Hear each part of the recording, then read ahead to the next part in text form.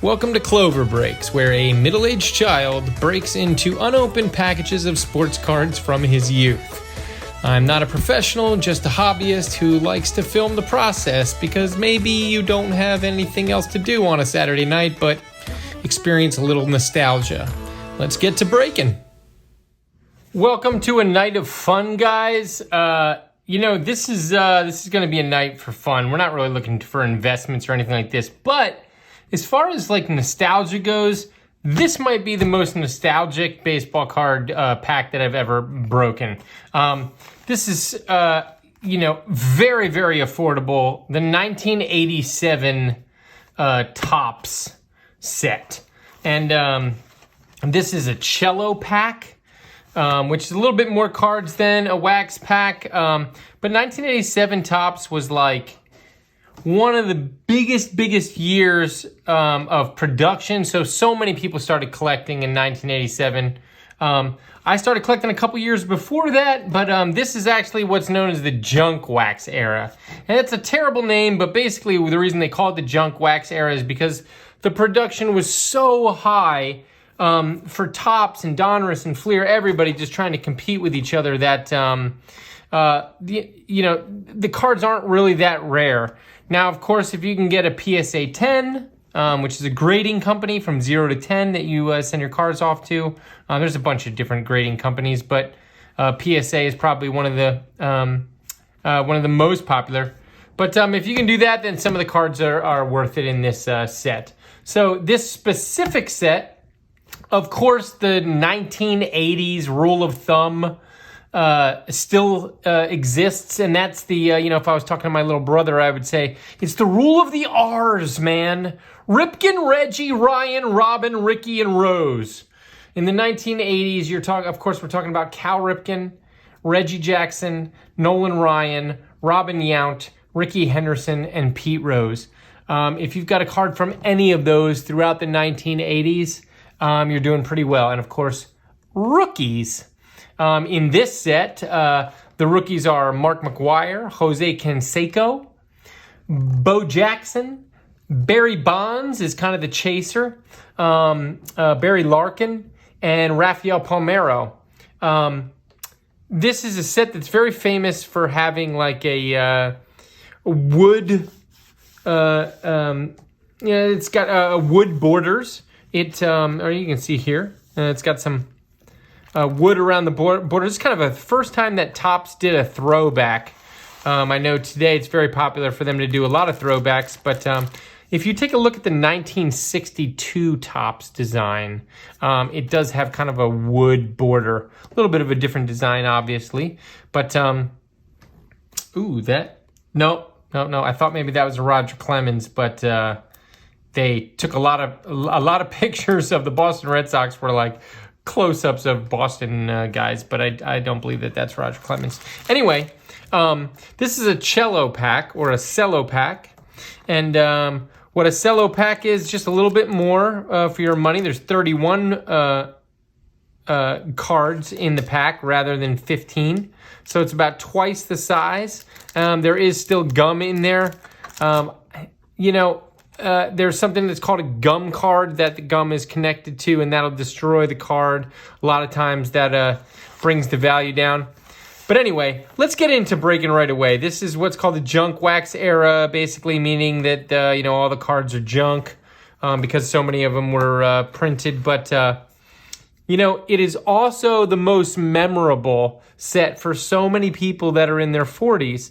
I'm 44 years old. I was born in 1977, so this is one of the first years that I was collecting, and obviously because the push was so hard in 1987 to buy these cards, it was one of the major years that I was really into collecting. So a lot of us have passion and remember this set very well. If we were to walk into a store, the way that we would see them, this box you can see here, there's like a perforated edge here. I don't know if I can bust this open, but the perforated edge of this box, and it would just fold back like this. And then, yeah, man, That's how it would sit. And you would come in and say, man, I'm going to take one of these. Do you mind if I look through them? And then you would look through and kind of flip over the back, try to remember the stats of the guys or to see if there's anybody good on the front so that you were guaranteed at least one superstar. Some of the stores didn't like when you like pulled them all out and stuff. But hey, listen, today, you know, some of the only packs that you can really buy that have that are worth something are the guys who you can really see something on the front. Otherwise, this is a very overlooked set. But let me tell you something. It's starting to go up. And I think it's because so many people have been ignoring the junk wax era for so long. Anyway, with no further ado, let's get into it. Like I always do, I want to talk about the things that I have on the side of my lucky Rubik's Cube. Just recently, I was talking about how a Rubik's Cube is about the same size as a baseball card, and I put it next to the stack of cards that was in my hand, and the very next card that I pulled was a Tony Gwynn rookie card. If that doesn't speak to the luck of a Rubik's Cube when you're unpacking things from the 80s, come on, I don't know what does. Okay, then I have my top loaders. I have penny sleeves, card savers, my centering tool, and then I've got this box over here that I'm going to put everything in, and I use a Rubik's Cube to hold the cards so that they don't fall over. That's basically my standard spiel. Otherwise, let's get into this sucker. Okay, so I guess the way that I'm going to do this, just so I don't have this box in the way, is I'm going to pull 4 stacks at a time and then move the box off to the side here. And one of the cool things about a cello pack, or a cello pack, is that I say cello because, man, my wife is a musician, and I'm so used to reading the word C-E-L-L-O as cello. But, you know, obviously this is a cello because it's cellophane. So pay no attention to me when I say cello. They're spelled the same. Okay, so interesting thing about the 1987 Topps baseball card is that the 1987 Topps set, although one of the most popular, was a huge competition year. Huge competition because Fleer and Donruss were huge arrivers in the game. And little did they know that Score was going to join the ranks, and shortly after Upper Deck. And then it was just going to get crazy. I mean, sports flicks started coming in. I mean, everybody was trying to get into the baseball game. And the reason they were trying to get into the baseball game was because, man, baseball cards were on fire in 1987. So what you can see here is that the cello packs also come with a stick of gum. And here you see that stick of gum is, you know, it's powdery, but it falls right off. In things that are not authenticated by the baseball card exchange, where they kind of check the temperature and environment that things were in, that gum could get a ton of moisture into it and really destroy the card that's next to it, sometimes even 2 or 3 cards next to it. Baseball card exchange, as you can see, these cards aren't warped. They're very straight. They make sure they're giving you a good product. So not as much of an issue, the gum in something that's authenticated by the baseball card exchange. That's also where I got this box here. So usually I would try to handle these cards by the edges. It's 1987. I don't necessarily know if I'm going to do that now. But I'll do my best, you know, to keep these cards in as good a shape as I can. Bill Allman, Hal McRae, Ricky Horton. Again, if I haven't mentioned, we're looking for Mcguire, Canseco, Bo Jackson, and Bonds. Those would be the main chasers. Larkin, Rafael Pomero, also rookie cards that you're looking for. Joe Hesketh, Tim Conroy, Phil Bradley, Lenny Dystra. That's a cool card.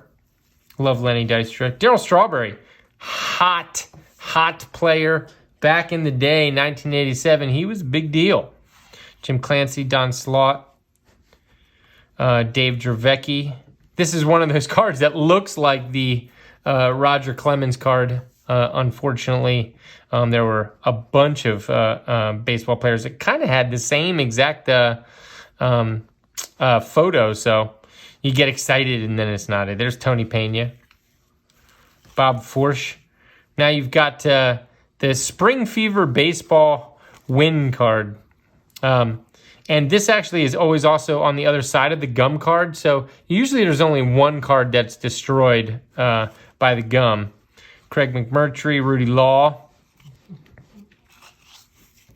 Roger Craig, not the football player. That was a great running back for the San Francisco 49ers, but the manager. Charlie Moore. Dave Kingman. I believe that's probably one of Kingman's last cards. He was played for a long time. There you go. His stats all the way back to 1971. There's John Morris, Bruce Hurst, great baseball player, underrated. Indians leaders. Cliff Johnson, Jack Morris, also great baseball player, long career. There he is all the way back to 1977, and a great baseball player. Lance Parrish, Gary Roenick, Al Polito. And there's a 1987's checklist. Mark Bailey and Chet Lemon. Chet Lemon also a long career, back to 1975. One of the things about the 1987 set, and this, it's not exclusive to the 1987 set because this happened for a long time and for a lot of, and a lot of different card manufacturers at the time, that there's something called trails. And what we mean by a trail is that the cards often were shuffled in a particular order. And so after watching tons of breaks or opening a ton of baseball card packages, at one point, you start to kind of understand what cards precede the cards of value. And one of the most valuable cards in this set is the Barry Bonds rookie card. And we're looking for Bradley, Coles, and then coincidentally, the Giants leader card. Now, Barry Bonds was on the Pirates at the time, but he would, break all the records with the San Francisco Giants. So that's interesting that was one of the leader cards back in the day. So if we see that, we should get a little bit excited because maybe it's coming our way.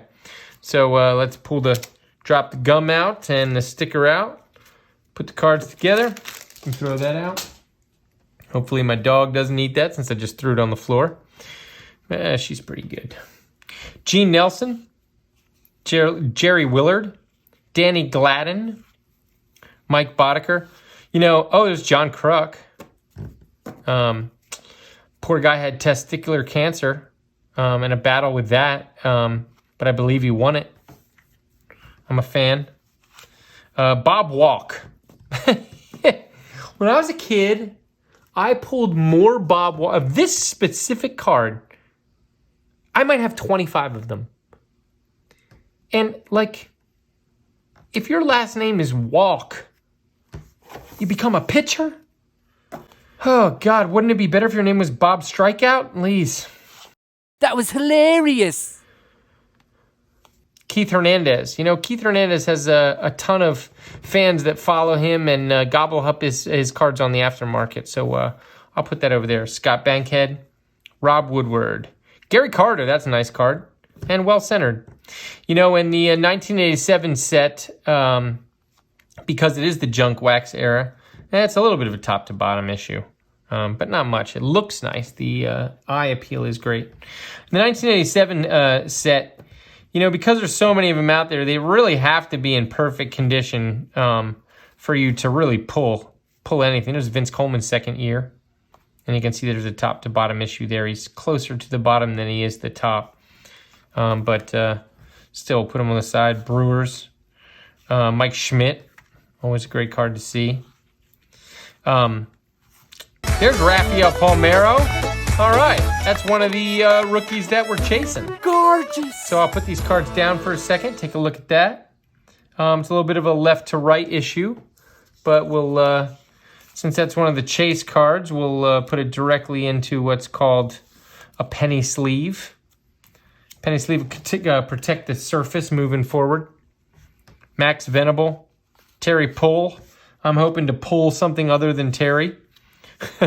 Dave Parker. One of the interesting things about this guy had played, I think I have a rookie card of his of like 1974 or something like that. Look how young he looks. That's 1987. That guy doesn't age. Race here, not like Charlie Huff. That guy aged, he was like 25 years old and he looked like, the Reaper. Dave LaPointe, Tom Nieto, Rangers leaders. Kirby Puckett, all-star card on his I think it's just, second year or something like that. It's pretty cool. Wallace Johnson, Ed Lynch. So those are first 2 packs. I'll put those over here in my box. And as you can see, I use the Rubik's Cube just to kind of hold that up. It's my cheat sheets. Put that over there. Sweet, so not a bad start. Getting into pack number 3 here. This is a relatively inexpensive set if you want to get into it. It's a great trip down memory lane. If your husband is looking, he's in his mid-40s, he's a sports fan, he's looking for a birthday gift or an anniversary gift or something like that, man. And, let him re-experience the old 1987, there's a Reggie Jackson. Turn back the clock card. Those were cool little insert cards that they had. Let him re-experience the chase of his youth. Be careful, though. He might get back into baseball card collecting like I did, And I don't know if my wife's happy about it or not. She likes to see me happy, that's for sure. But, I spend money on it. So there's Damaso Garcia, Pat Tabler, Mickey Telton. There's Dwight Evans. It's a cool card. Denny Martirez. Tom Lawless. I heard he ended up getting arrested shortly after this. That's a joke, actually. I don't know anything about Tom Lawless. Dwight Gooden. There you go. Okay, top to bottom issue. Obviously, he's a little bit off-centered, but Dwight Gooden was all the rage back in the day, especially in 1987. Bob Brenly, Jay Howell, Daryl Boston, Gene Walter, Landrau. Now, the interesting thing about Landrau is sometimes Landrau precedes Bo Jackson, and we're looking for that card. Ken Phelps, Steve Lake, Rick Sutcliffe, a checklist. Landrau didn't precede Jackson that time, but it would have been nice if he did. Andre Thornton, Tony, that sigh in the background, that's my dog. Always sits with me during my breaks. She was signed because we didn't get the Bo Jackson, and if we did, we could sell it, buy her some more treats, and she'd be happy. So she's disappointed.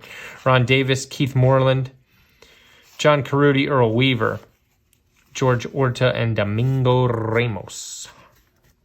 All right. And the last pack from the top left. Now there's top left, there's mid-center. This is not like a wax pack. The wax pack boxes only had 4 stacks. But in the cello, they had 6 packs. So let's drop out the gum card. Man, we've been really lucky with the gum card tonight. They haven't been destroying any of the cards. Ron Washington, Scott Terry. Like I said, this is very inexpensive, so great trip down memory lane, and really, honestly, as you can see, these packs were, 69 cents back in 1987. They're hardly much more than that these days, Kelly Gruber. I got an autograph from Kelly Gruber at a baseball game once, so then he always ended up becoming kind of like a favorite of mine, and a lot of times I want to put him in the notables pile. Cecil Fielder. There you go. One of the first guys to start chasing the 50 home runs. That's a cool card. Eric King. Cecil Fielder and Mark Mcguire, who, somewhat his rookies in the 1987 set, but not really. he had a 1985 USA team card, which is basically known as his rookie card. But his first year in the majors that he had a card representation was 1987. So the Mark Mcguire card is worth something in this set. But Mark Mcguire and Cecil Fielder were kind of the first guys, for a really long time to chase down Roger Maris's record for the most home runs in a year. Eddie Murray, just an undervalued baseball player his whole life. That's actually really well centered. So what I'm talking about when you say centering is a card's value will increase depending on how centered the design is. And if you look at that, what do we got? Like 3 at the top, 3 at the bottom. What's that? Maybe 5 on the left and... so 5 on the left and 5 on the right. So that's a pretty well-centered card. Dave Magadan, Jose Cruz, Leaper. Here's Phil Niekro. That might be the last card that he appears on. I mean, golly, look at that. Look at that career. That is a serious career. Oh my gosh. Wow. I mean, how many games did he play? 638 or 838, I can't even tell. You only play 186 games in a year. How many years of baseball did he pitch an entire year? Phil Niekro. Wow, that's pretty awesome. Dane Ewing, Devon White. Devon White was actually a hot card there for a little bit, but he didn't turn out to put up the numbers that people kind of expected that he would. His Royals leaders, Eric Show, Jeff Robinson, and Darryl Porter. All right, so we get into our next stack here. You get to go through a lot of baseball cards for a relatively cheap price when you're talking 1987. So I feel like right now is a good time to try to grab them. This is slightly more expensive than it was even a year ago. For 1987 cards, they're still very, very affordable. But if they ever come back, I mean, the cards are 87, 97, 2007, 2017, right? I mean, these are 35 years old anyway, pretty close. So, I mean, at some point, you're still going to be considered vintage. Cali, Bruce Benedict. Maybe it's a good investment, grab some of these. Dave Reggie. Well underrated player, I feel like. There's Mel Hall. Mel Hall ended up being a Yankee. I was a Yankee fan when I was a kid. Mel Hall had a walk-off home run in some of the years when the Yankees could not win a ball game. I would save the newspaper if the Yankees won a ball game. Of course, that was all before Derek Jeter arrived. Randy Myers, Junior Ortiz. Vita Blue, I think that's probably one of his last baseball cards. There he's dating back to 1969, a long career. Lee Lacy, also a guy who performed for a really long time. 1972 was his rookie year. Wow. Ron Guidry, I mean, come on, look at this. This is like a run of guys back to the 70s. Great baseball players. Juan Espino, Ron Darling, second-year card, I believe. There's your gum card, Jam, Royal Lee Jackson. There's a good card. Will Clark. It's his rookie card and a fantastic baseball player. That card was all the rage at one point. Everybody chasing that card. Rick Rude, I'm going to put that in a case actually here in just a second. Well, not a case, but one of these penny loaders anyway. I'm just going to finish up this pack. Dan Petrie. So that's one of the other cards that I, recognize as somewhat valuable. It's a little bit of a left to right issue here, but really I'm not looking at tonight as an investment thing as much as I'm looking at tonight as just a trip down memory lane. You can pick up one of these, you can pick up a box of 1987, and depending on what form you're looking for, like wax pack or vending box or like this is a cello box. You can pick up one of these things for like $30. I mean, they're not too expensive. Did you hear that gum shatter when it hit the floor? 35-year-old gum. I should have thought a little bit more about that before I just tossed it into the floor. This is Brett Saberhagen, underrated pitcher. Mike Maddox, Pete O'Brien, Bob Brenly, Jerry Mumphrey, Scott Terry, Jody Davis, Kelly Gruber again. So we're kind of getting back into the same trail here for a second. But we're out. I haven't seen Mariano Dunco or Mike Felder before. There's Jack Clark. We did see him. Glenn Hoffman. Again, another Boston Red Sox that sits kind of in the same thing as the Roger Clemens card. It's like they shot the whole team. As everybody just get in a line. We'll just hit you all like this. Greg Nettles. I think on one of his cards, they named him Craig Nettles. I don't remember what year it was, but it was an error card that people chased for a while. There's Dave Lopes, Cliff Speck, Ozzie Virgil. There's Mike Schmidt card.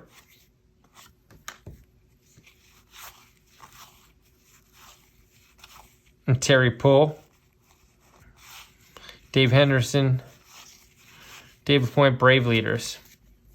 Sometimes you'll get on a trail, like you know what cards you're looking for, and you'll run out of cards in the pack. And that is a bummer.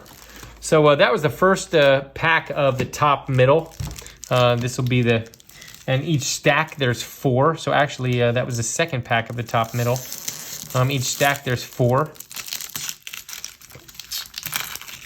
And then there's 6 of those. There's 24 packs in a cello pack.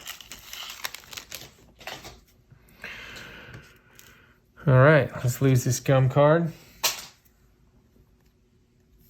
Got some cleaning to do after this is all said and done. I hope to be pulling Ripken, Reggie, Ryan, Robin, Ricky, and Rose, Mcguire, Canseco, Bo Jackson, Bonds, Larkin, and Rafael Pomero. We've got the Rafael Pomero and a Will Clark so far. So let's hope so we start doing a little bit better here. There's Allman, Hal Ray, Phil Bradley. There's Lenny Dykstra again. I feel like we've got some repeat packs here. There's Darryl Strawberry. You can see what I'm talking about when we talk about like a certain order of cards that they usually show up. And there's Donnie Baseball right there. So sad. In 1987, you could not convince me that Don Mattingly would not be in the Hall of Fame. But this day, as sad as it is, there was a lot of back problems that kind of plagued his career, and he never ended up kind of putting the numbers up that he needed to. It's a sad state of affairs. And there's a Kirby Puckett right behind him. Wallace Johnson. Andre Thomas. This is in the 1987 year, they had this Gold Cup thing that they brought back from, I don't remember what year it was, but I think Eddie Murray had one of those guys on his card way back in the day. There's the Bo. Hello, Bo. Marvelous. Now, Bo Jackson is usually Landrau's in front of him. Last time I saw the Landrau, I didn't say anything. This time, I should have noticed it. There's the Landrau and there's the Bo. And I tell you what, that's pretty well centered. So that's one of the more valuable cards of the 1987 top set, if you have it in great condition. And this one sure does look like it is in pretty good condition. The front of it looks good. You got to kind of bend it in the light to check the surface. That's usually where people miss the issues with the PSA grade. They assume that the card is a 10. They send it off, and listen, if you got to pay $20 to get a card graded, it doesn't make any sense to pay $20 to get a card graded and then it's worth $25. So you got to make sure that you really know what what's worth sending to PSA, or you're just going to lose money. But that one looks pretty good. Rick Sutcliffe, Tigers leaders, Andre Thornton. There's a Roger Clemens. Kind of a busy design. Doesn't really appeal to the graphic designer in me. But let me move these guys over here. Now, in the boxes that I sort, and, people have asked me a couple of times, like, hey, how do you sort your cards? How do you store your cards? And I think I'm going to put up a video on kind of some secrets of, like, how I do it. But one of my rules of thumb is anything 1986 and prior gets a penny sleeve. Penny sleeves are so inexpensive. But then by the time you have the explosion of the junk wax era, it's like, man, if it's not a PSA 10, it's really not worth trying to protect every single darn card. I know it's vintage and that's great and all, but before that, I think it's just kind of 1986 and back. I put a penny sleeve on everything. So 1987, like I said, a penny sleeve. The guys who might be worth something, everything else just kind of goes in a box. There's Tim Leary, Don Mattingly, Don Baseball. A little bit of a left to right issue, but happy about that card. This is not an endorsement for these things. They'll ruin your baseball cards. Don't use them. But I hate trying to get my fingers underneath the cards and digging into the corners of them. So I like to use them as like something to stack stuff on top of. But that's a great card. Old Donnie Baseball right there. Man had 5 Grand Slams in 1 year. What? Under pressure, Don Mattingly is the dude. Put him at the plate. There's a George Brett right behind him. How about that? Wow. I think I actually knew that. I think I knew that it was like you get the Don Mattingly, you get the George Brett. Unless he's at the end of the pack, right? Unless the pack runs out before the chase. It's so hard to see through a clear package. There you go. All right. And Rich Gossage. That's good old Goose Gossage. That's got to be one of his last cards, too. 1972 to 87. How many years is he going to pitch, man? But check that out. His ERA in 1985. You say, okay, he's reaching the end of his career. Nope. 1.82. Still under 2. The hell of a baseball player. Mitch Webster, Doug Sisk. Here's Jim Rice. Man, there's got, 1987 must be so many Hall of Famers last card. Back to 74. But how about that? 1986, the old man is still batting .324. And don't talk to me about how he didn't have a lot of at-bats because he had 618 at-bats.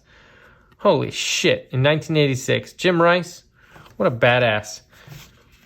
Pat Sheridan, Mike Flanagan. There's Ruben Sierra. I believe his rookie card is maybe even 1987. At least one of his first years. There's Willie Randolph, long career as well. Batting .278 the year before, so he's still worth it. And he goes back to 1975. There's Nolan. Gorgeous. Okay, so that's one of the R's that we were talking about, is Ryan. And Ryan's cards will always pull some attention, no matter what set you're talking about. From, 19, what the hell is that? 67, 66, something like that. All the way until 88, 89, 90 maybe. I don't even freaking know. The guy just never stops pitching. And he's still throwing over 100 at the end of his career and just winning ball games. They said, I think they called him a super veteran in 1984 or 1983 or something like that. There was a card, super veteran. Look at all those years. And it's one of the greatest pitchers of all time.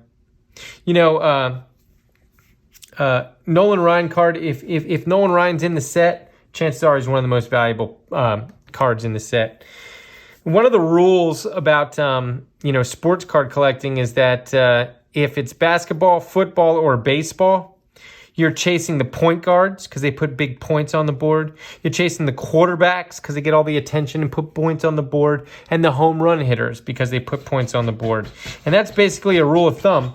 Hey, Stelly, stop dreaming. But there's Andre Galarraga.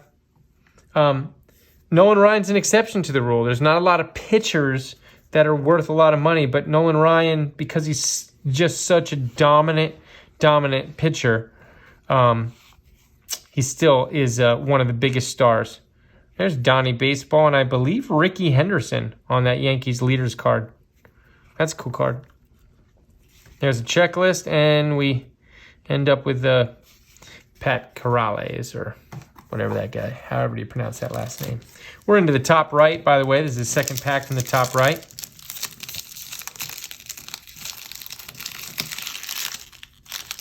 And, Cello, sometimes I open those things with like an X-Acto knife or something like that, but Cello comes off pretty easily, especially when it's 40 years old. It's one of the reasons why I feel like Baseball Card Exchange doesn't feel like they have to wrap these boxes, because you can't really restuff a Cello pack. It's kind of tough to do that. The Cello just kind of like falls apart. It's a thin plastic. Chris Bando, Vince Coleman again, second year. Danny Heap. There's Dwight Evans, long career. Jim Wynn. There's the opposite of Bob Walk. As a pitcher, his name is Wynn. That's what you want right there. Bob Horner, Lou Piniella, Randy Bush, and Bob Welch, Gene Michael, Pete Incaviglia. There's a Ricky. There's one of the R's. He's a little bit left to right in that as well, but I'm a huge fan of Ricky Henderson. Don't believe that his records will ever be broken. A lot of people didn't think that Lou Brock records would ever be broken, but there's the guy who did it. I mean, the stolen base category did not usually have anything over 100 in it. And then one year, 1982, Ricky Henderson stole 130 bases. I mean, that is grand larceny. Mike Moore, Mike Laga. I hate this font, by the way. Graphic designer, so overused. Jesse Orozco, Ron Ronick. There's Gary Carter. He's cool. All right, there's a Wade Boggs card. Wade Boggs and Donnie Baseball, they were kind of, since I grew up in the, see, look at this, another Boston player. It's just like the same shot. If you grew up in the 80s and 90s like I did, one of the biggest rivalries in baseball was the Red Sox and the Yankees. And I hated Wade Boggs, but not because Wade Boggs was a bad baseball player. It's because he was so good and he played for the opposition. So he was always such a Yankee destroyer. But I came to appreciate him and respect him because of how many games he won for the Boston Red Sox in that time. And then eventually he became a Yankee. And when the Yankees won the World Series finally, and Wade Boggs was on the back of a horse riding through Yankee Stadium celebrating, there must have been Red Sox fans all over the world that were just, I cannot believe it. Basically, all those Red Sox fans had on their face the same look that Mike Greenwell has on his face right here. You fucking kidding me, Bubs? You riding a horse in Yankee Stadium? Bruh. Greenwell, that was a rookie actually back in the day, and a hot card. Everybody was chasing that card. Okay, we got Lopes, Padres leaders. Now, a lot of these cards are, they kind of go, the centering of them stays consistent for a while. A lot of those guys were too close to the bottom. There's Steve Sachs, would also become a New York Yankee second baseman, turning a ton of double plays with early Derek Jeter. Great baseball player.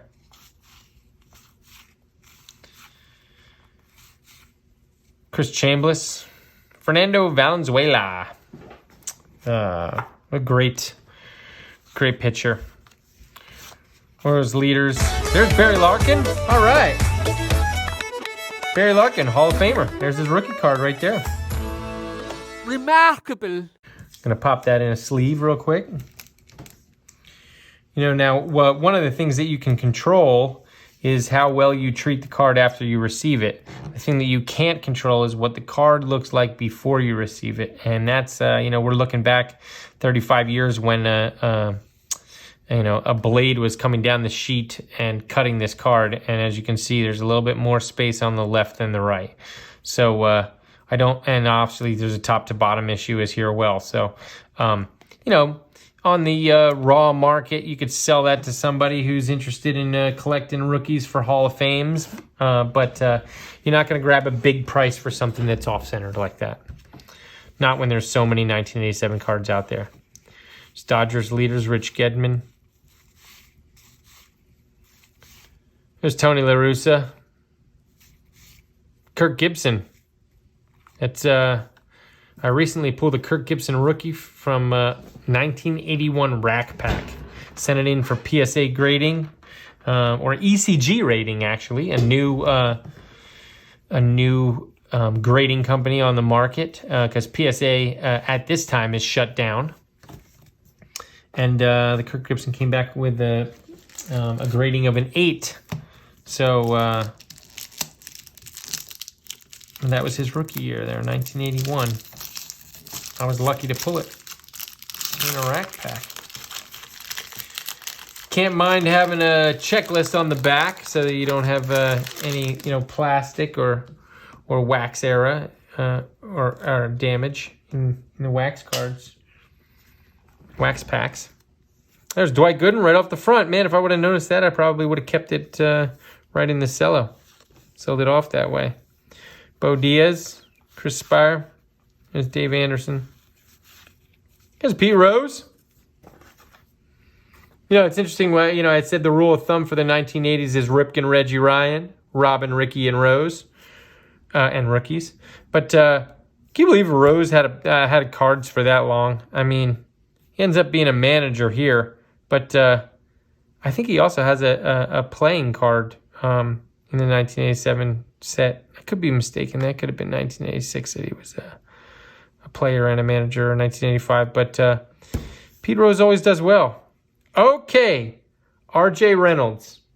Now, when you see Reynolds, then sometimes you see O'Malley and then Donnie Baseball. So we'll see. Nope, we didn't get it that time. That's a trail that I was talking about before. Claudel Washington with the Yankees. There you go, and they kept him for a long while. I ended up watching Claudia Washington hit a walk-off home run in like the 15th or 16th inning. I told a story in a previous video. If you check it out, I don't remember which video it was, but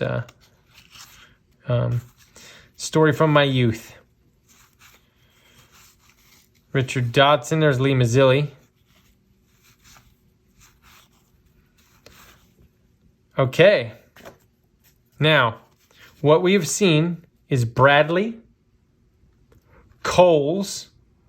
If the next card is the Giants team leaders, which it is, then ironically, the man who was on the Giants when he broke the home run record, Mr. Barry Bonds. And it would be great to see that rookie card next. Boom. That's what's called a trail, everybody. And that Barry Bonds is looking great. Look at the centering of that. You're so gorgeous. So this is one of the most valuable cards in the 1987 set. Wow. Okay. Isn't that funny? How you can start to learn a trail. And in all your years as a kid, it's like, you've seen the cards a million times over and over and over again. You're just hoping for it, and you learn. You learn that trail.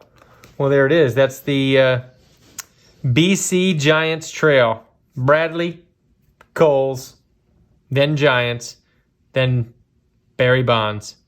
Now, I think about Barry Bonds. I mean, look how skinny he looks in this picture. We all know Barry Bonds is like the super jacked, like Shrek-shaped guy that hit all the home runs. Man, good old Barry Bonds. Some people say that shape came from a little bit of the juice cycles, and I wouldn't argue that. Hopefully that doesn't keep him out of the Hall of Fame forever, like this guy. And a lot of people to debate about that, but I believe Pete Rose should be in the Hall of Fame. Aliens landed on the planet. You're going to talk about the story of baseball at the Hall of Fame, and you're not going to mention Pete Rose, who had more hits than any player ever, and Barry Bonds, who had more home runs than any hit? Come on. Guys, let him in the Hall of Fame. Sorry, there's Tony Gwynn, Carney Lansford, John Henry Johnson, Tony Armas. Cool, let me put this big stack in my box here. Oh, I was happy to pull a Bonds rookie. Would love to see another one happen. We're about, after this pack, we're about halfway through the box. There's Kevin Mitchell.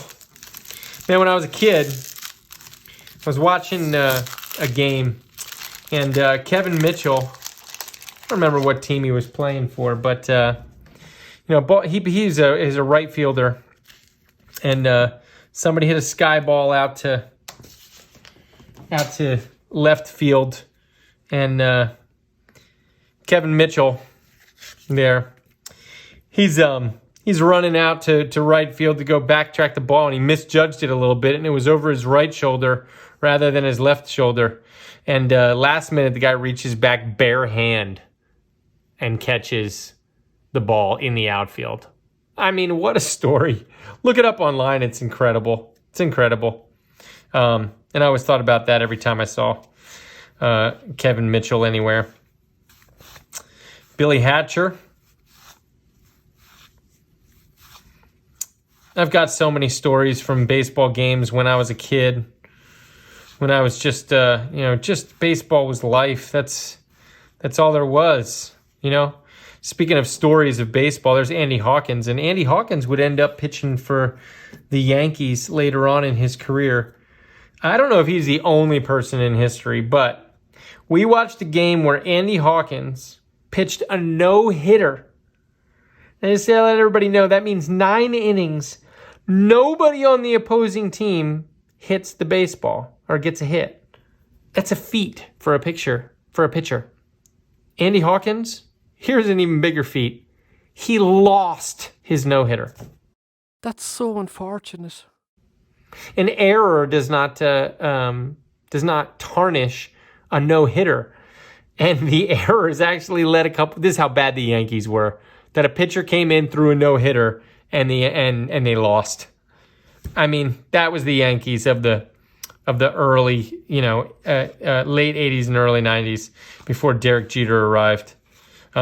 Great story about Andy Hawkins, though. My grandmother was throwing a fit. There's a Roger Clemens. Scott McGregor, Rick Honeycutt. There's Cal again. Woo! And I love Cal Ripken. That's a little bit left to right. But here's a guy whose record will probably never be broken. Played in more consistent games than, or consecutive games than any baseball player in history. And the way guys are now, money-hungry guys that just kind of, if I'm injured, I'm sitting 3-4 days because I'm not going to sacrifice. I mean, this is the Iron Man. That was in a day when your work ethic was, I'm going to play no matter what to help the team. That's why I respect Cal Ripken. Remarkable. There's Gary Gaetti.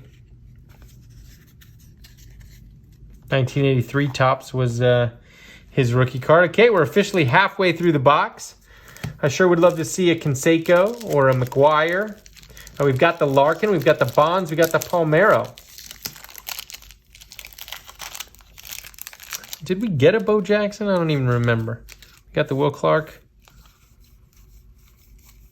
Yes, we did get the Bo Jackson. So we've got pretty much everything except for the Oakland Athletics, which would be Mcguire and Canseco. Canseco, I believe, is a trophy rookie, and Mcguire is not. But we're starting this pack off with an Oakland A's, so maybe that's a sign. I'd love to see it be a sign. Nice checklist next to piece of gum. Can't complain about that. I'm not going to eat any of this gum. As I understand it, the company accidentally miscalculated an ingredient in the early 80s, and they printed so much gum, like missed a zero, so like printed 1 million rather than 100,000 or something. And so they ended up using the same gum for the next 10 years. That's disgusting. It was disgusting in 87 to put it in your mouth. That powder that started coming in every single year, that was the preservative because they needed to save the gums. They wouldn't spend any money on making it more. It's disgusting. But anyway, Roger McDowell, Matt Young, Bip Roberts, Bhakti Burke, Herndon, Pendleton.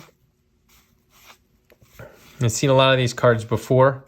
And sometimes you don't care that you've seen a lot of the cards before if it is a trail that's leading to something good, because then you can walk away with, a couple Barry Bonds or something like that. But I don't believe this is the path to the Barry Bonds. Oh, does that have a hugger? Nope, just felt thicker. There's Tony Walker, Rick Manning,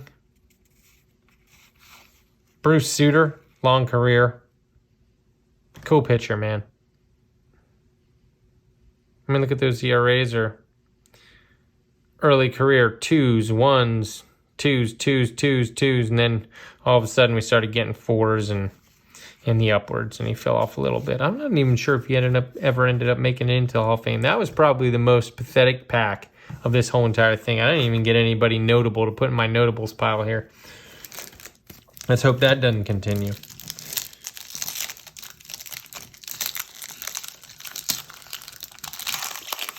All right, 1987. Let's put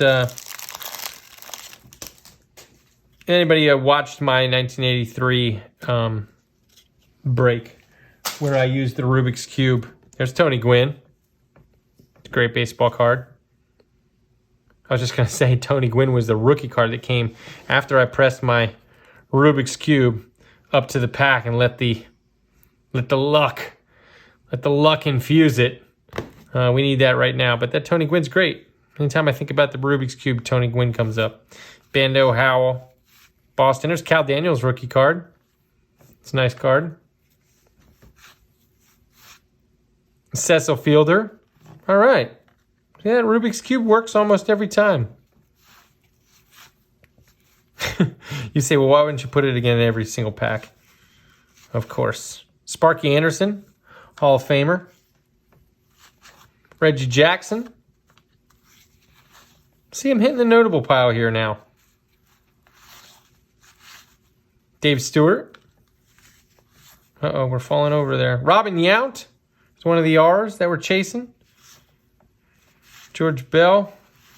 Well, that ended up being a great pack. And now I'm just going to have to push that Rubik's Cube up against every pack before I open it.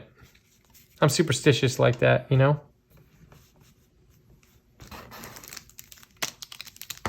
It's like stamping it. Can't do it every single pack. It's not like it's going to work every single pack.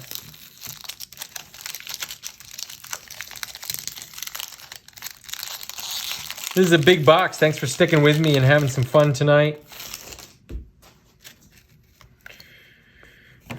If anybody's opening a vintage gum store, let me know. I've got some product. By the end of this thing, I might actually put one of those in my mouth just to see what it's like, but I doubt it. Cecil Fielder. Okay, so we're picking up in that same trail that we just came out of. Eric King. Butch, my brothers call him Vinegar. Joe Carter. Tito. Glenn Wilson. Tom Henke. Or Henk. There's Reggie Jackson. It's one of the R's we're looking for, and that's well centered. That's a good looking card right there. Gorgeous. There's a little bit of a top to bottom issue, but anytime Reggie Jackson shows up, you never complain. I mean, holy heck. What a baseball player that guy was. I mean, look how long his career is, too. One of my most valuable cards that I own is the Reggie Jackson rookie card. And God, I love it. I used to dream about it at night. There's Bill Buckner. Here's what I'm going to say about Bill Buckner. Golden Glove first baseman. And that's all I'm going to say about him. Great defensive first baseman. All right, we'll move on. Also a great defensive man, Ozzie Smith. There's Chili Davis. Checklist and Steve Sachs. Darren Dalton. It's an interesting card. Dwyer. And there's Buddy Bell. Also a long career. Dating all the way back to 72. I was born in 77. So I was 10 years old when this set came out. And man, was baseball everything. And, Mom couldn't complain because here I am as a young entrepreneur, trying to invest in something that's going to bring me money in the future. Just recently, my wife, just shortly after our wedding, said, you've been talking about those baseball cards for years and years and years, like you're going to go diving in and pulling them out. Well, here we are in your hometown. Get in your mother's attic and get those suckers. So we pulled them out, and I was pulled right back into collecting. And I don't know if she thinks it was a good thing that she brought it up or not, but she entertains me. She's a wonderful, wonderful singer. I have not revealed my identity in this as of yet. I really just kind of go through baseball cards and keep it about the baseball cards. There's Don Baylor, another man with a long, long career. Dating back to 1970 there. I mean, that's 17 years just to 87. But, so I won't reveal who she is, because then you can just look up who her husband is and you'd get me. But she's been awfully sweet about this hobby of collecting cardboard, which, to anybody who didn't understand would just be, worthless. Dennis Eckersley. I've just been such a fan of Dennis Eckersley my whole life. His whole career, I used to collect his cards. Even when he wasn't even with the Yankees, but I just thought he was such an awesome pitcher. Shut down the Yankees a bunch of times. There's Pat Dotson. That's a Future Stars card. They did this little rainbow Future Stars thing. Rafael Pomero and Bo Jackson, the notable Future Stars, I think, from the 1987 top set.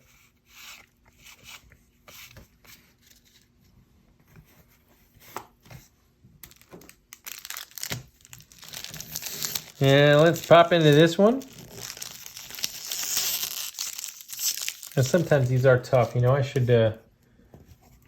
I don't want to damage it. I should have my trusty X-Acto knife. By the way, if you have an X-Acto knife, never cut this way. You'll damage the card. So you want to flip the blade toward the top and poke and run.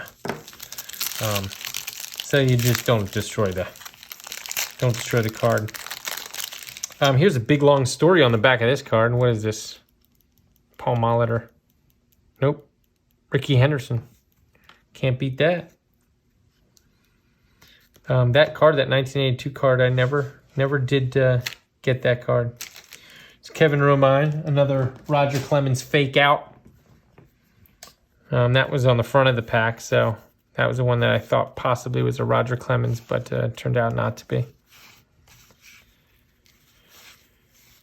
Okay, but there's George Brett.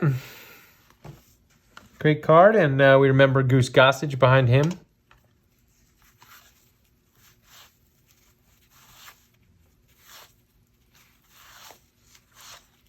Jim Rice, Hall of Famer. Oral Hershiser. I'd mentioned that I love Dennis Eckersley, and I feel much the same way about Oral Hershiser.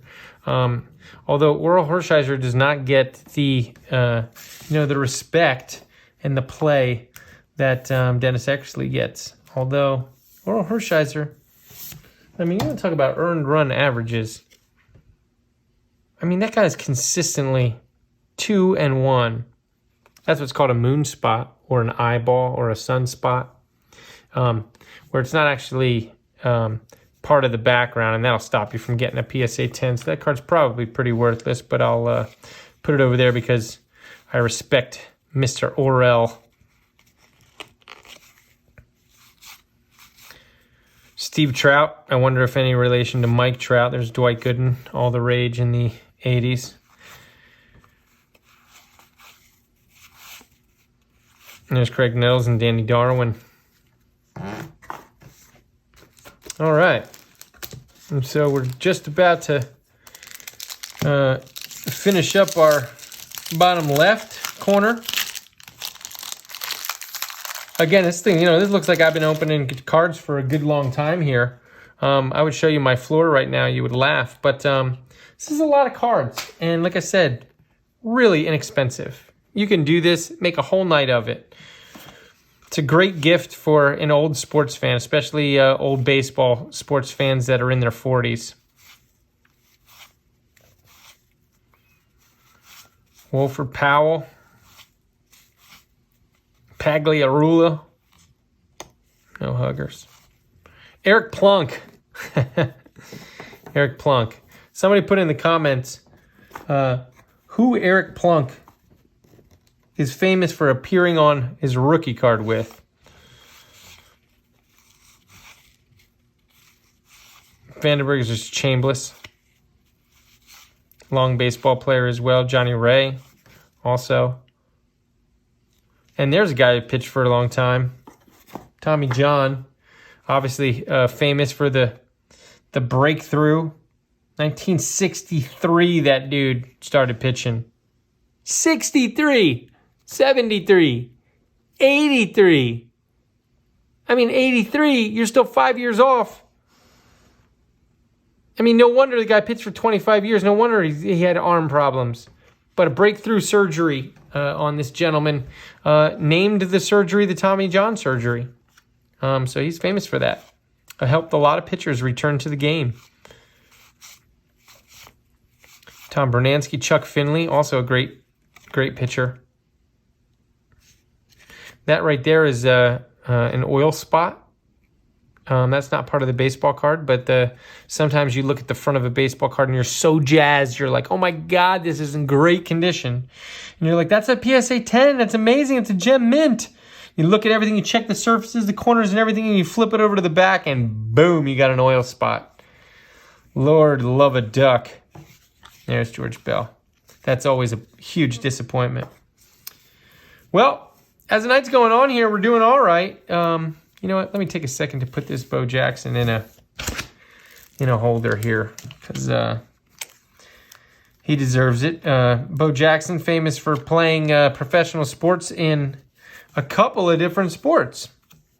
He played football, professional football, and professional baseball.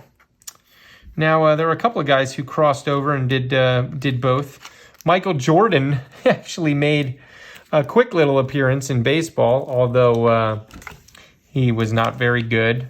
I think it was the Chicago White Sox, too. You go from the Bulls to the White Sox. The guy retired at the top of his game, so you got to be happy about that. But, he can't hack it in baseball. Come on, man. Baseball's a different sport than basketball. Although Bo Jackson did pretty well in both. He did have a bout with some hip surgery that slowed him down a little bit in his career. But he wasn't like a stolen base guy. He wasn't a Ricky Henderson where it was going to bother him too much. So Bo Jackson, he did pretty well in baseball. And at the time, that was all the rage. There was a Bo Jackson card where, and I can't remember who put it out. I believe it was Score or Upper Deck. And I know some of the guys here that are probably my age know exactly what card I'm talking about right away. But there was a card where he had a baseball bat over his shoulders, and he also had shoulder pads on, showing the two sports that he was able to make the majors in and play professionally. That's quite a feat. And it was a beautiful baseball card. I believe it was in black and white. Really cool baseball card. I never got it. And today I could probably, I'm sure they made a million of the things. I could probably go online today and buy it for, a version of it for $5 just to kind of get a look at it. But, I spent enough money on baseball cards already. Brooke Dakota, Pete Rose. Ricky Horton, Jim Wynn. Remember we've been through these guys before. Lou Piniella, the Randy Bush, Thad Bosley, Bo Diaz. Now I'm not exactly sure what the path was on this, but there's Alan Trammell, Mike Witt, Angel of Leaders. There's Mike Greenwell, looking at Wade Boggs. Like, I'm still angry, man. I'm still upset with you. That was hilarious. Bob Nepper, Dave Lopes. You always think his name was Lopez, but because of the S, it's pronounced Lopes. He's trying to pull off the Tom Selleck thing. His wife thinks he's sexy. That's all that matters. Von Hayes, Wayne. Jose or Steve Sachs again.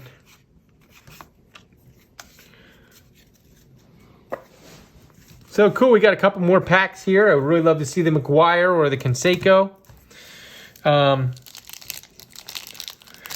Those would be the guys we'd be chasing. Everybody else we pretty much got. And because I collected so many baseball cards as a kid, you know, a lot of these guys I've already got. This is really kind of more a trip down memory lane than anything else. You know, I don't even know if my phone, I use my iPhone to record these things with an overhead. I don't even know if it's still rolling. I could be talking to myself for 45 minutes. Let's check it real quick. Oh, we're still rolling and we're just over an hour. Mitch Webster, Dick Hauser. There's Alvaro Espinosa. Let me talk to you about Alvaro Espinosa. As a child, Alvaro Espinosa was my favorite baseball card, or my favorite baseball player. I collected his cards in every single manufacturer. Upper Deck, Donruss, Fleer, everything. Alvaro Espinosa is my favorite baseball player. I'm going to put him in a penny sleeve just to respect him. Anybody know who Alvaro Espinosa is? You don't. And you want to know why? Because the guy played shortstop for the New York Yankees before Derek Jeter. That's the guy right there. Somebody says they're a Yankee fan. They're probably a Fairweather fan jumping on the bandwagon. You want to know if they're really a Yankee fan? Ask them who was the shortstop before Derek Jeter. Because up to that point, the Yankees were not winning any games. There he is. Alvaro Espinosa. Mad respect, my brother. Frank Viola. John Franco. Great pitcher. Nick Asaski. Gene Garber. Man, this brings back so many memories. There's Tony Gwynn. Now, all these cards, even if they look like they're in really great shape, you still got to go back with a loop tool and take a look at them to see if they're, in good enough shape to send off to PSA grading. There's Rafael Pomero again. So that's great. I'll put that guy in penny sleeve at least for now, and I can wrap him up a little bit later. But Pomero's one of the guys we're chasing. B.J. Surhoff, a notable baseball player. Ron Kittle was all the rage back when he was a rookie in 1982 or 83, but never really amounted to too much. Dave Concepcion, long career. You're going back to 1970 there. As a shortstop? Come on, man. That's crazy. That's a hell of a career. All right, we'll be starting our last stack pretty soon after this pack. My wife is on stage somewhere on tour right now. And she asked me earlier today, she said, "You breaking tonight?" I just love it. She's such a special woman.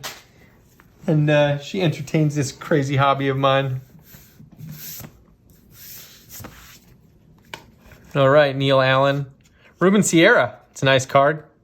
I believe that's his rookie card. It is.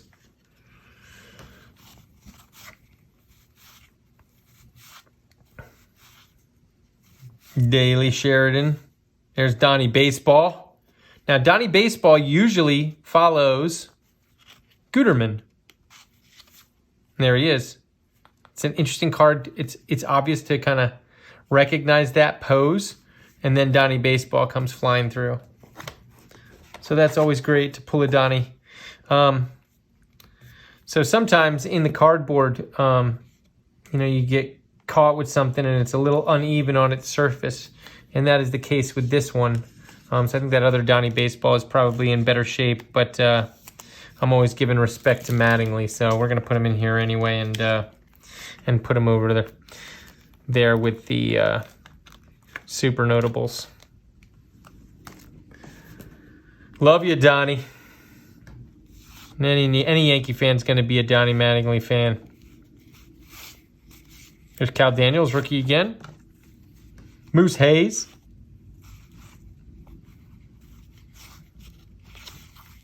Fernando.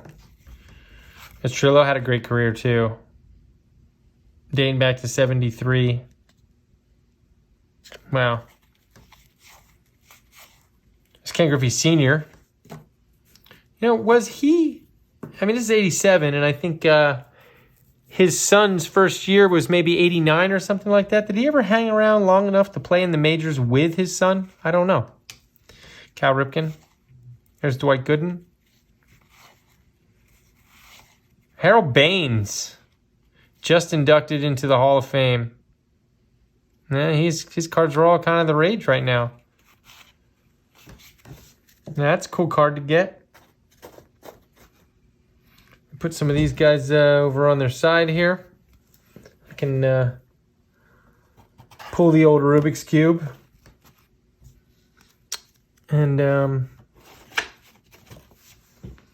we're getting into the last couple of packs here. So we've got 3 packs left. Hopefully you're still with me. Maybe I have to break this up into 2 parts. I don't know. It might be 2 parts by the time it gets online. I don't know how big of a file I can upload to YouTube. I don't think I've ever gone over an hour like this. But the excess, isn't that the definition of the junk wax era? Chuck Carey, Pagliarulo again. Eric Plunk again.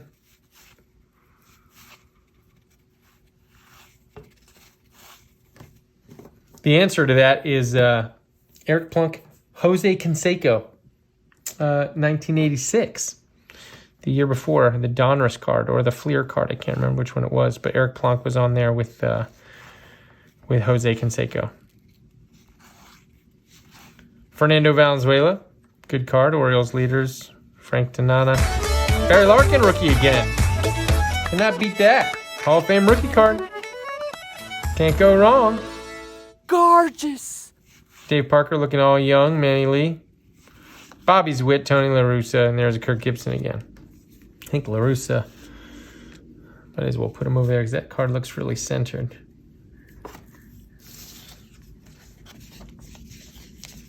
So we got some of the cards that we expected to get in this set. No Canseco, no Mark Mcguire yet, but a couple of Donnie Baseballs, and we did pull the Bonds, which is what you're looking for in this set. So that's cool, and that one looks really well centered. So I'm happy about it so far. 2 Pomero rookies.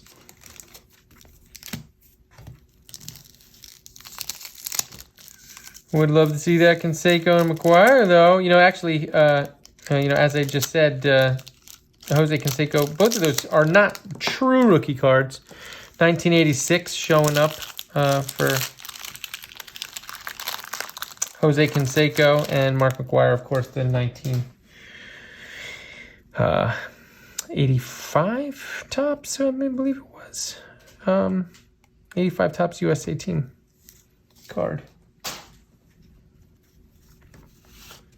But sure would love to have their 1987 official first year cards, just Vita Blue. Ron Guidry. I think this looks like an identical pack. We've kind of been through this before. Tim Hullett. Hullett used to have a mullet. He was Mullet Hullett. Shane Rawley, Corey Schneider. It's kind of a cool card. Kind of looks like a 6-year-old waiting for his dad to throw him a baseball, though.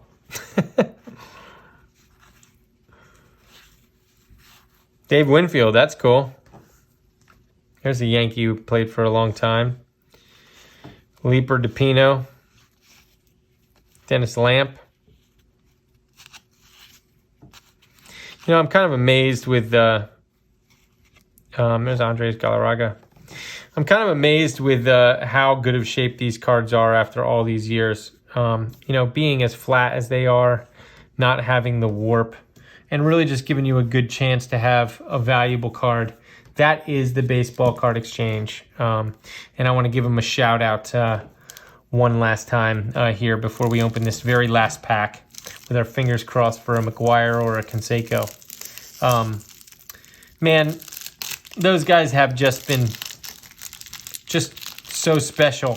You know, I don't have to worry about going on eBay and getting a pack of unopened baseball cards from some guy who leafed through, took out all the stars, and stuck them back in a package. And to have that peace of mind, I always want to thank Baseball Card Exchange for that. Owner, Mr. Hart. Thank you, brother. All right, Bobby Meekum. Tim Stoddard is our last pack. Dave Schmidt. There's the Yankee leaders again. Checklist Corrales. There's Dan Quisenberry, the famous side armor. Jose Canseco! Gorgeous. Last pack and it comes through. Look at that. All right. Corner's looking good. Little bit of a left to right, but like I said, I never had of all the collecting I did in 1987. I never actually got the Jose Canseco card. Huh. That's pretty awesome. Well, I'm happy to pull it. You know, I mean, is it even possible that we pull the Mcguire in the last pack and get all the guys we were looking for? I don't know. It's probably pretty greedy, but I'm happy that the Canseco came through. Bobby Grich, Tom Herr, Bob Melvin, Gary Lucas. Here's Eric Davis. Eric Davis looks pretty angry in that. He's like, "I'll shove this baseball straight up your..." I don't know what he's angry at, but he's angry at something. Great baseball player, though. Ray Knight. I believe, if I am not mistaken, in the year prior, 1986, I believe Mookie Wilson hit a ball down to the first base line, and a player that will not be mentioned mistook the ball, made an error, and I believe Ray Knight crossed home plate. Mets would end up winning the World Series. Kelly Gruber. Old Bobby and Shelby and Jack Howell. Gumpert. Sundberg. Hey, there's Roger Clemens. Gorgeous. That's the card I was talking about. Everybody has the same thing. The background looks the same on the previous guy. I mean, literally, this photographer just come. This was like one of the best packs. We came through and got cleaned up some of the guys that we didn't see. So we saw Ripken, we saw Reggie, we saw Ryan. I don't think we saw Robin Yount. But we saw Ricky, we saw Pete Rose, and now I've got Roger Clemens that we can put in the mix.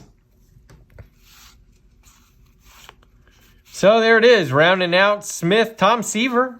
That's got to be his last year. I mean, come on. Is Tom Seaver still in the game? I mean, look at that. They hardly have any space to put him in there. But when the guy's still got an ERA of 2-something, I mean, how are you going to make him retire? So that was cool. That was cool to... get in there and pick up a couple of guys there at the end. I believe this is... we've already been through these. Yeah, we've already been through those. So that's it. 1987 Topps. A trip down memory lane with a Cello Box. Affordable. Great way to have fun for a night. So I suggest it. And in the meantime... you guys have a great night. I hope you enjoyed this, and this was really fun for me. Thanks for listening to my stories. I truly appreciate you guys. Hit the subscribe button if you like what I'm doing here and like listening to my antics. Until then, and next time, peace.